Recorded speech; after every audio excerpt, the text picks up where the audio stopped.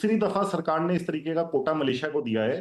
पहली दफा 18 अक्टूबर 2023 को भी 1,70,000 टन का कोटा दिया गया था।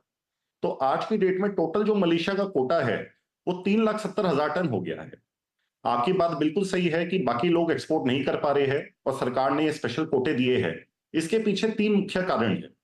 सबसे पहला कारण तो ये है कि जो भी बाहर के देशों से डिप्लोमेटिक रिक्वेस्ट इंडियन गवर्नमेंट को आती है, जिसके अंदर वो ये कहते हैं कि हमारी डिपेंडेंसी है इंडियन राइस पे और हमारी डोमेस्टिक फूड नीड्स को सिक्योर करने के लिए हमें आप ये एक्सपोर्ट को अलाउ करिए, तो उन रिक्वेस्ट को इंडिया अपने डिप्लोमेटिक लेवल पे कंसिडर करता है और इस तरीके के कोटे देता है।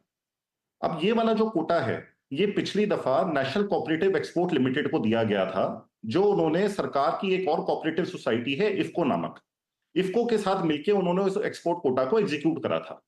तो इस बार भी हमारी यही उम्मीद है कि ये एक्सपोर्ट कोटा एनसीएल इफको के साथ मिलकर करेगा। तो जब ये एक्सपोर्ट कोटा इफको को दिया जाता है, तब कई सारे डोमेस्टिक एक्सपोर्टर्स को उन टेंडर्स के अंदर पार्टिसिपेट करने का मौका मिलता है और इंडस्ट्री उसके अंदर इन्वॉल्व रहती है। पर इसके दो और कारण हैं। सबसे एक और महत्वपूर्ण कारण है कि आज की डेट में हर जगह एक सरप्लस पैडी की कंडीशन क्रिएट हो गई है। जो भी हमारी मेजर राइस प्रोड्यूसिंग बेल्ट्स है, जैसे छत्तीसगढ़, तेलंगाना, आंध्र प्रदेश, हरियाणा और पंजाब, यहाँ पे सबकी उम्मीद ये है कि आने वाले सीजन के अंदर काफी सरप्लस पैडी और राइस की अवेलेबिलिटी होगी। और अगर हम पिछले साल के कैरी फॉरवर्ड स्टॉक को भी देखें, तो सरकार के सामने एक बहुत बड़ी चुनौती खड़ी हो गई है कि ये जो सरप्लस पैडी और राइस है, इसको हम किस तरीके से डिस्पोज ऑफ करें। तो सरकार पे कई लेवल्स के ऊपर ये मंथन चल रहा है कि क्या क्या ऑप्शंस है इस सरप्लस पैडी को डिस्पोजल करने के लिए। तो ये जो एक्सपोर्ट कोटा परमिट करा गया है, ये भी उसका एक ना एक तरीका है। जी दूसरा देव, जैसे आपने कहा कि काफ़ी सरप्लस है सरकार के पास, अगर हम ये सारे के सारे कैलकुलेट करें कि ये जो डिप्लोमेटिक रिक्वेस्ट के लिहाज से जो भी चावल जा रहा है, तो एज ऑफ नाउ किस तरह का सरप्लस है? और ऑफ कोर्स वो तीन चार चीज़ें हैं जो चावल इंडस्ट्री लगातार सरकार को कहती रही है, क्या उसमें कोई बातचीत में आगे कुछ और निकला है? आपको लगता है कुछ और यहाँ पर स्टेप सरकार लेगी? देखिए, आज जो हम सरप्लस पैडी का लेवल देखें, जैसे तेलंगाना में देखें, तो तेलंगाना में लगभग 2 से 3 मिलियन टन सरप्लस पैडी की इस साल उन्हें उम्मीद है। ओके। और एफसीआई के पास स्टॉक्स देखें तो एफसीआई के पास 18 million ton surplus rice already available है, जिसको वो ओएमएसएस के थ्रू डिस्पोजल कर रही है। इंडस्ट्री ने सरकार से 3 रिक्वेस्ट करी।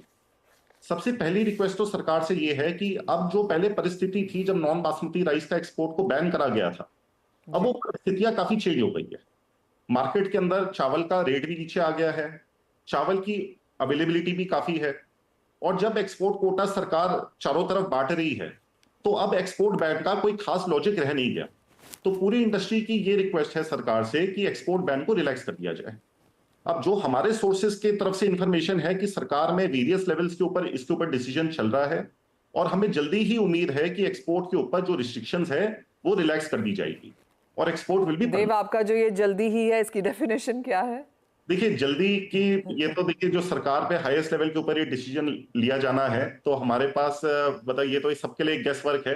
बट अब हमारी जो एक इंडस्ट्री की उम्मीद ये है कि सितंबर के अंदर जब सरकार के पास प्रोक्योरमेंट का डाटा आ जाएगा एफसीआई से, तो उसके बाद सरकार इसके ऊपर एक फाइनल डिसीजन ले लेगी।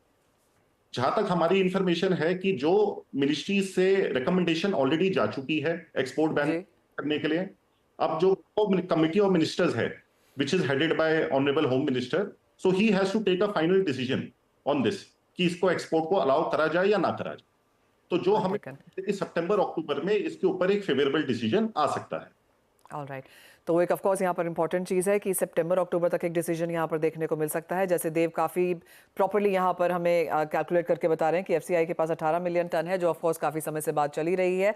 तेलंगाना के पास भी 2 से 3 मिलियन टन है। जो as of now of course industry को पार्टिसिपेट जरूर करने को मिल रहा है, लेकिन ओवरऑल जब तक एक्सपोर्ट नहीं खुल जाता, और ओएमएसएस के जरिए भी हमने देखा है कि कोई बहुत बड़ी क्वांटिटी यहाँ पर मार्केट्स में नहीं है, सरप्लस की स्थिति यहाँ पर बनी हुई है, तो वो एक चीज़ यहाँ पर काउंटर करने के लिए सरकार कितनी जल्दी क्या स्टेप्स उठाती है उसके ऊपर नजर रहेगी।